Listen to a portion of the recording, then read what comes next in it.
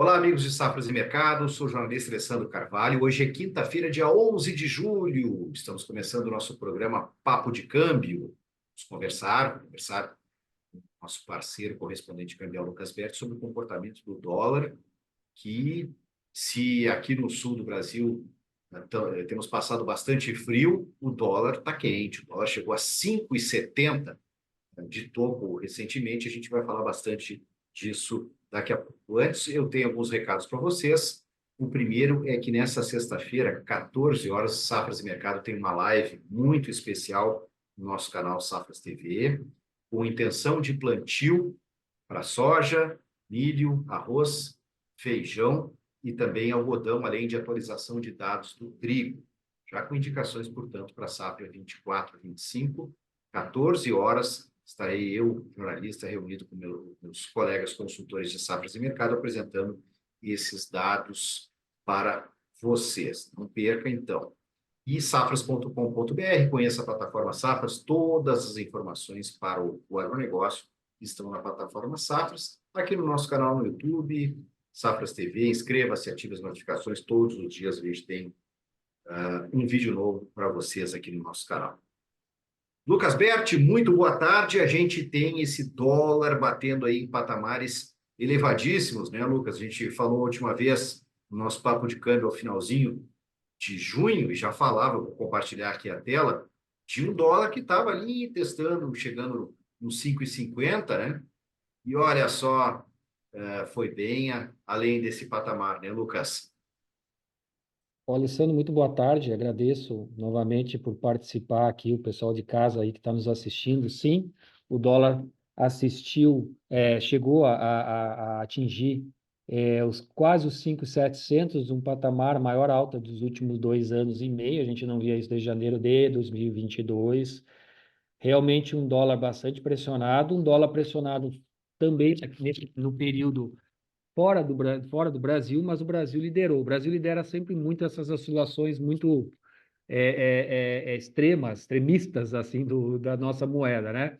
E o que que aconteceu, Alessandro? A gente percebeu aí nesse processo de fuga, dessa fuga desse dólar aí forte para cima, alguns fatores locais, alguns fatos aqui no Brasil que deram sustentação para o dólar subir mais. Uma foi esse desconforto em relação ao presidente, ao Banco Central, do qual o presidente vinha aí tecendo alguns comentários de que essa falta de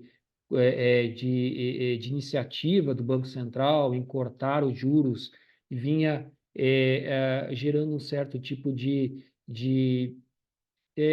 desaceleração no país, né? Comprometendo um pouco a atividade do país em função de o governo achar que isso trava os investimentos, né? A tomada de empréstimos, tomada de crédito por parte dos empreendedores, das indústrias e também do cidadão comum. De fato, se a gente fizer uma análise sobre essas palavras do presidente, elas nem poderiam ser muito lógicas em relação ao que aconteceria ao mercado. Você imagina numa taxa de juros muito alta, do jeito que está nos Estados Unidos, você cortar juros no Brasil, onde é que estaria esse real agora, né? Desculpa, esse dólar agora no país, né? Você diminui essa distância de juros, óbvio que esse dólar teria rompido para 6 facilmente com um corte de juros. Então, de uma certa forma, logo o presidente falou isso, logo tivemos uma decisão de política de juros do Brasil, o qual foi unânime a decisão do Copom de manter a taxa de juros, mesmo os dirigentes que foram indicados pelo Lula para ocuparem os cargos diretores do BC, são 4 deles, de fato, eles votaram para manutenção, ou seja, o mercado, no momento que eles começam claro, a exercer as suas funções, começa a ter um pouco mais de coerência, né, nas suas decisões, e de fato isso foi bom. Foi bom tanto que deu para o mercado um sinal de que o BC está unido, deu para o mercado um sinal de que o BC tem uma coerência de visão. E, de fato, quando esse dólar chegou a 5.700, Alessandro, tecnicamente escapou na nossa análise técnica, havia uma sondagem do Banco Central de poder intervir.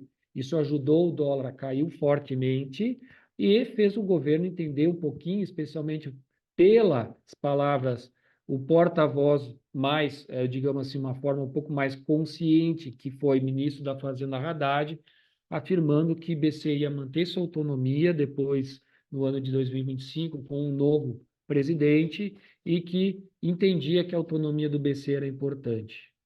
Então, você veja bem, isso ajudou o nosso dólar, ajudou o dólar a ter um certo tipo de, eu digo, ajudou o nosso real, né? Mas ajudou o dólar a cair no Brasil, ou diga, corrigir, mas a realidade é que existe em todo, por trás de toda essa discussão, né, entre governo e atitude do Banco Central e decisão, o problema fiscal, que vem sendo das prerrogativas aí para um dólar se manter alto do jeito que ainda está. Claro, o dólar reverteu, corrigiu muito, voltou inclusive a romper um suporte que eu considero graficamente importante, que é o 5.410, 5,41. Inclusive hoje testou mais para baixo, mas não se sustenta abaixo disso. O dólar volta a ser cotado acima dos 5.400. Algumas coisas nesse processo aí, são técnicas, a gente vem percebendo, claro. Dólar que foi a 5.700 chegou a ser a moeda real, a moeda que mais valorizou nesse ano. Tá? Teve uma desvalorização, a maior desvalorização em 2 anos e meio. Então, é claro que a gente começa a ficar muito atento. E quando você tem uma correção, ela não vai ser uma correção que vai levar o dólar lá para 5.200 rapidamente, né? Não há sentido, porque os fundamentos internos, domésticos, que é essa preocupação fiscal, continuam existindo. Então, o dólar acaba sendo pautado muito nessa questão de arrecadação e gastos, tá? E a gente tem tido números déficit que vem se acumulando mês a mês, ou seja, isso aí torna-se um pouco preocupante. Mas, em contrapartida, nós estamos tendo alguns dados mais positivos vindos em relação à inflação, tanto nos Estados Unidos quanto no Brasil. Nos Estados Unidos, hoje, especificamente, né, hoje, dia 11 de julho, essa quinta-feira, o Banco Central, nós recebemos dos Estados Unidos o CPI ao consumidor, que nada mais que o índice de inflação ao consumidor dos Estados Unidos, mostrando números mais positivos. Reverteu o dólar lá fora, fez o dólar perder força sobre grande parte das moedas, mas não aqui no Brasil. Acabou tendo momentaneamente uma queda que acabou revertendo em função de que parece um sinal de que esse dólar quer se manter acima dos 5.400. Então, Lucas, olhando o gráfico aqui, realmente, de ontem, né, e de hoje, aqui a gente vê no Kindle aqui que o mercado ficou com mínimas parecidas. E aí, quando testou ali essa mínima do dia de ontem, não teve força para vir para baixo e deu uma voltada para cima interessante, né, Lucas? Não então, sei Luciano, até que ponto isso é técnico somente ou se tem outros elementos, como tu vinha comentando. eu acredito que é técnico, sim, acredito que acaba sendo porque a correção da queda de quase 5.700 a 5,37 é uma correção muito brusca, é uma correção muito agressiva. Mas, assim, eu que trabalho com o mercado de dólar, tendo clientes todos os dias, acabo observando esse movimento, claro, para a gente poder posicionar uma compra ou venda de clientes que vão comprar dólar, fechar operações, né, de importação, ou mesmo aqueles que estão querendo se posicionar numa proteção cambial.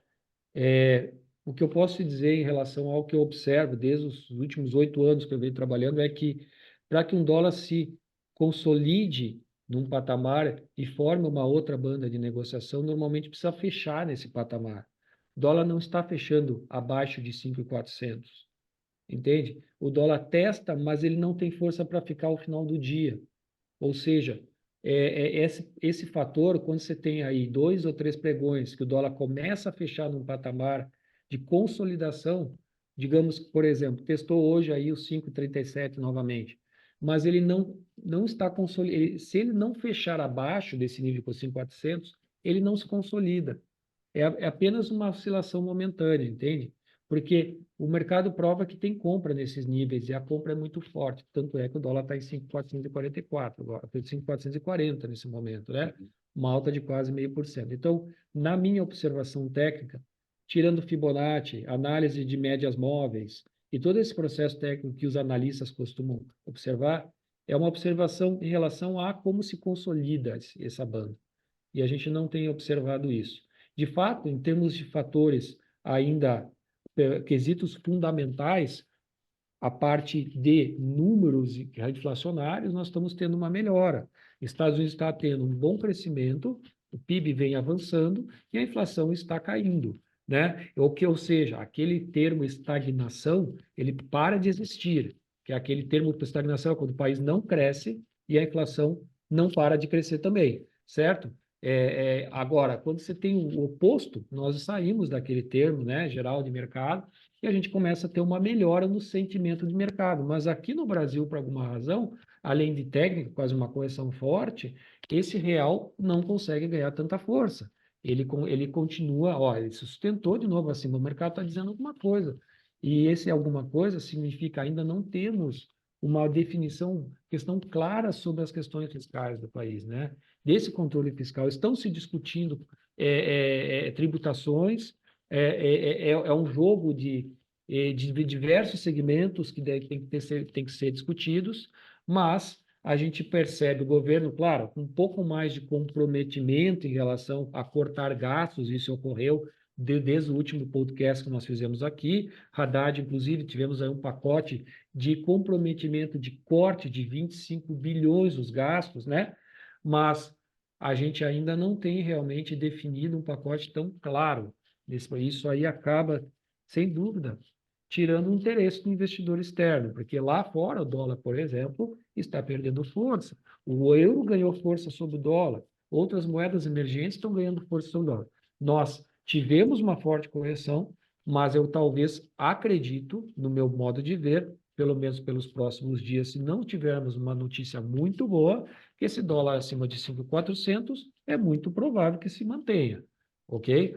Hoje a gente vê de uma forma técnica, dólar, se mantiver em alta, vai até uma média entre essa banda que você está vendo aí no gráfico, desde que ele caiu de 5.700 a 5.37 hoje, que testou esse patamar, mas não consolidou, né? Nós podemos perceber aí um preço médio em torno de 5,54, 5,55, que é exatamente esse gap que você vê ali bem no início de julho da semana passada, é um gap num candle que você vê de queda e existe um gap ali. Esse patamar é um patamar de preço médio. O dólar pode ir testar ele na oscilação dessa banda. Agora, em relação ao fundo, ele não vai descer mais para outro patamar, eu veria esse patamar mais embaixo a 5,28 se ele não se consolidar abaixo dos 5.400.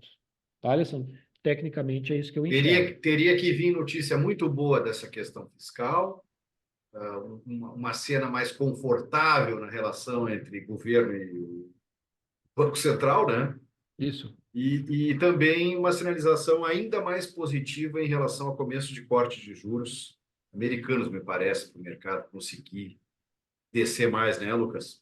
Perfeito. E também, nessa situação toda, as commodities performarem melhor, especialmente minério de ferro e petróleo. A petróleo teve uma subida, mas é uma subida muito tímida ainda. Minério de ferro não consegue ganhar terreno de forma sustentável, né? Sobe, de repente temos uma notícia que a demanda da China enfraqueceu, e a demanda na China não está aquela coisa que nós tínhamos anos anteriores. Mesmo o petróleo tá sendo influenciado negativamente por causa disso, né? Não existe uma demanda, uma atividade esse ano na China tão acelerada que confronte, né, uma possibilidade de melhora nos preços das commodities. Isso influencia a gente. A área agrícola, vocês estão com certeza acompanhando, também não é o meu métier.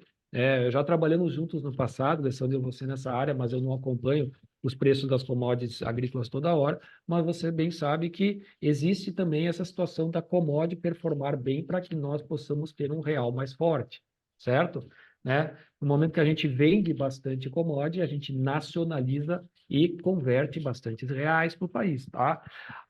Então, isso tudo vem sendo aí uma situação de interessante, mas devo salientar que das últimas vezes que nós conversamos, existe uma melhora na expectativa dos números americanos, inclusive fomentando uma possibilidade, possível corte na taxa de juros dos Estados Unidos para o relatório de setembro. Temos agora reunião do FONC, que vai coincidir a super quarta com o Copom, no dia 30 e 31 de julho, são as reuniões, decisão FONC-Copom, dia 31 de julho. Depois disso, após isso, nós temos mais 4 decisões de taxa de juros, deixa eu só confirmar contigo aqui, mas eu creio que seja isso, até o final do ano.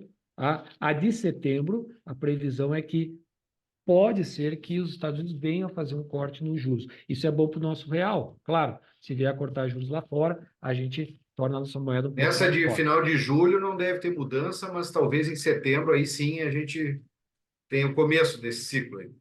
As apostas começam a ficar maiores para o corte de juros a partir de setembro. Quem sabe 2 cortes de juros na taxa de juros dos Estados Unidos. E aqui no Brasil, não sei, acredito que não. Eu acho que a Selic deve ficar até 10,5 até o final do ano. E o que a gente começa a enxergar é que se conseguir conter esse dólar e conseguir conter a inflação, o que nós vamos ter aqui é aumento de juros, porque essa parte não foi descartada, especialmente quando o dólar fugiu desses patamares. E veja bem, Alessandro, quando a gente tem dólar subindo muito, o que acontece com a inflação no país? Né? Temos um problema de descontrole da inflação aqui no país. Hoje nós estamos na meta. Inflação no país em torno de 4%, dentro da meta, que fica aí 3 alguma coisa por cento, 1,5%, 1,5% para cima, 1,5% para baixo, está dentro da meta, ok? Agora, se você olhar, a gente começa a descartar, se performarmos bem, tivermos um plano claro, mais claro de contenção de gastos, tanto para 2024 e 2025, e também indicadores mais favoráveis, a gente pelo menos encerra o ano a 10,5, né, na nossa Selic aqui. A gente tem, a semana não acabou, claro que a gente tem ainda para amanhã a inflação, dados de inflação ao produtor nos Estados Unidos, e essa aí reflete as commodities, né? Pode ser que venha abaixo, porque como o commodity não está subindo, pelo menos alguns itens, né? Como minério, como petróleo não subiram muito, talvez a inflação do produtor não fique alta, talvez ela fique abaixo da expectativa, vamos esperar. Se vier abaixo da expectativa, é mais um dado que ajuda ao nosso real aqui, né? Ajuda os mercados mundiais, ajuda o nosso real a ganhar força sobre o dólar. E ainda temos a agenda da semana que vem. Eu acho que é importante a gente falar isso, né? Que semana que vem Brasil, em termos de indicadores, nada muito importante. Em relação aos Estados Unidos, a gente vai ter a chamada dados de varejo dos Estados Unidos, né? Esse é um dado até interessante porque ele mede o consumo, né? É o consumo do consumidor final, né? O varejo.